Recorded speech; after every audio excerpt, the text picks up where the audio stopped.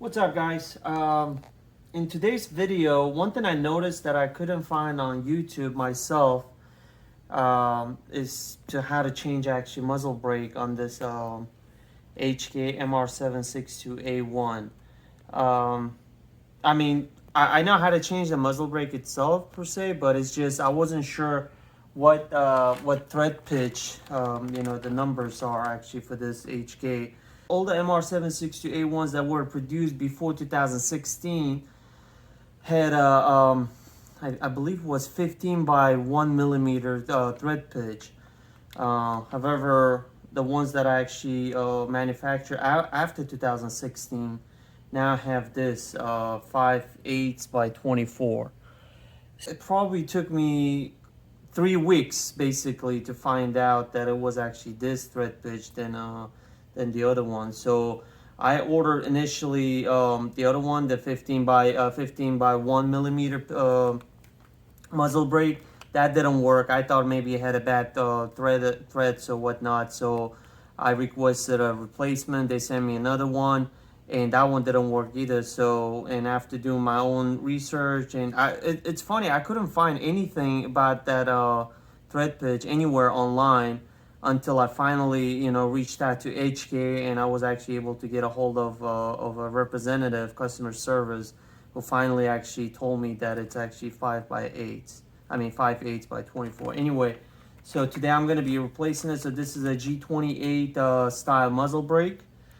And this HK is, I believe it was manufactured 2021 March, I think was the manufacture date. And let me show you guys the rifle. So first off, let's make sure it's clear. There's no magazine, no round in the chamber, so it's all good. And it's unsafe. And so this is MR762A1. I initially thought about going with LRP package, but then I found out that there's mechanically no difference whatsoever between regular MR762A1 and LRP package. So I just decided to go with regular MR762A1 just because from financial standpoint, I couldn't really justify the price of a LRP package. And no offense to anyone who actually owns one, it's a great rifle, the FD color and all that, but it's just paying almost like double the price of this regular one. So I decided to just go with this one. But I did change the stock to G28 style buttstock, and today I want to change the muzzle brake. So this is a stock muzzle brake that came with this rifle. So I want to change it to that G28 style muzzle brake. So to do that, we are gonna need 18 millimeter wrench, open-end wrench, and what I did was actually, in order to avoid any accidental scratches or dents, I wrapped this up with electrical tape, so that way when I put this wrench around it, it won't scratch the muzzle brake. So this is a right-handed thread, so righty-tighty, lefty-loosey. So in order to remove it, you're gonna have to twist it to the left, and there you go. Should come off. And if you're doing it for the first time, it may be a little harder to actually twist it, but the way I did it was actually just like today.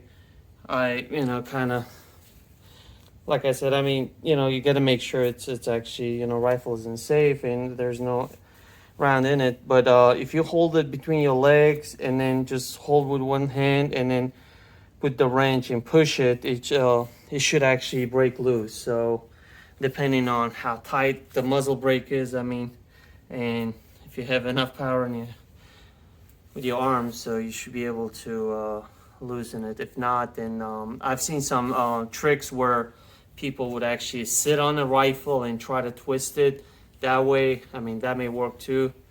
Like I said, depending on how hard it's actually attached to the muzzle. But anyway, so let's actually open this up now. All right, guys, so there you go. This is the original birdcage style muzzle brake, and here's the G28 style. So it's longer,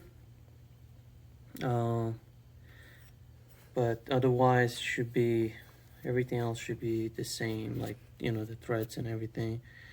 And I believe this one actually goes a little deeper inside because threads are a little deeper compared to this one, the original. But otherwise, yeah, it'll be just like a little longer. It's about 2 inches, I think, additional. Well, this one was about 1 inch, so this additional another inch on top of that. So, and I'll do the same thing. I'll wrap it with the, well, first off, let's put this on. And you never want to force it, so just, you know, take your time. And the best way I found out by, you know, doing my own research and watching some YouTube videos for different rifles, the best way to put it is to, you just put it on top, sit it on top like this, and then twist it to left as if you were actually losing it. Then you'll hear that little click where the threads are actually going to match. There you go. And then you start twisting it.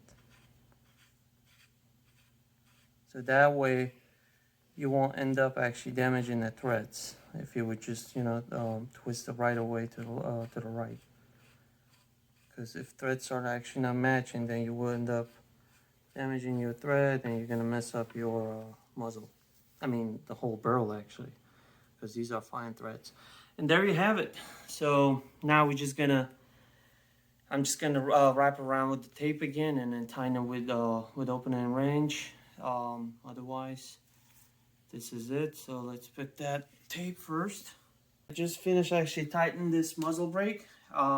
And this is it basically. This is how it looks after you install it. I wanted to make it as much as possible, you know, look like a actual original G28. I already, like I said, I already changed the buttstock. And oh, by the way, actually I did change the grip too. Original grip actually was Magpul's, like a rubber feeling, softer grip, which actually wasn't too bad. But like I said, I mean, I just wanted to make it as much as possible, you know, look like the original G28. So that's why I decided to change it to more of a military grade pistol grip. And this is a little bit on the rougher side, and it's a little thicker. So I mean, ideally, you probably, you know, want to actually grab it with your gloves. That way, I guess your hands won't get, you know, tired as much. Because with Magpul, it's much more pleasant to actually hold it if you would just hold it with your bare hands without a glove. But for this grip, actually, it's probably better if you were wearing the gloves.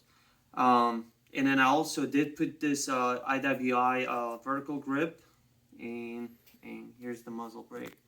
I do actually have Harris bipod too, which, you know, when I normally store my rifle, it doesn't fit with other rifles, so that's why I normally take that bipod off. But whenever I use it, actually I do attach it as well. And then now change the muzzle brake. So this is how it looks now, and this is pretty much it. Yeah, I just wanted to make that video because, like I said, I figured there might be some other people out there like myself trying to figure out how to, you know, change the muzzle brake or what kind of thread pitch is actually up there. So, and since I couldn't find any help myself, I figured I would make this video in case if someone was actually looking, you know, having same questions. Anyway, I hope you guys liked this video. If you did, please give a thumbs up. And if you have any questions, comments, please feel free to leave them in the comment section below. Please consider subscribing to my channel. I really appreciate that support. But anyway, thanks for watching. You guys have a great day, and I hope to catch you guys in future videos.